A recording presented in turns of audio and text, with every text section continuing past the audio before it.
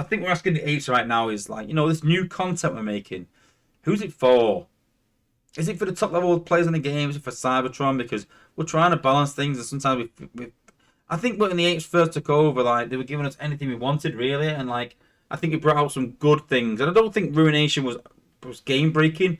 I thought it was where combiners need to be, and it's all well and good because then you can think outside the box and you can think about some counters. And I'm all for counters, things that are OP, all for it, as long as there's a choice, as long as they don't make it a counter like the HQ change that made Ruination not do damage against the HQ.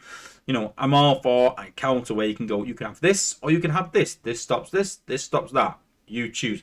All for that. I can't say that enough. I personally feel like since Ruination, they've started to claw back a bit and not trust the playtests as much. And because of that, the releases have been a bit lackluster. I think that the likes of Blue Streak, I think Ruination around that time were really, really good bots.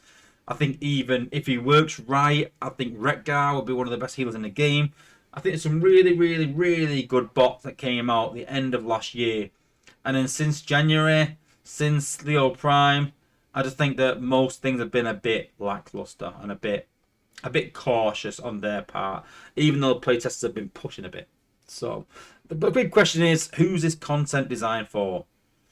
Because when we spoke about the legacy bots, and the apes said that legacy bots are not aimed for top players, not designed for top level wars, things like that, it was quite disappointing really, because a lot of playtesters are in that level, and I think that for a lot of lower guys, I've said this previously, they've got something to chase. I think most mid tiers, to mid high guys, I've got a lot of Zen bots still, but they might need more. But I think they're chasing top level wars.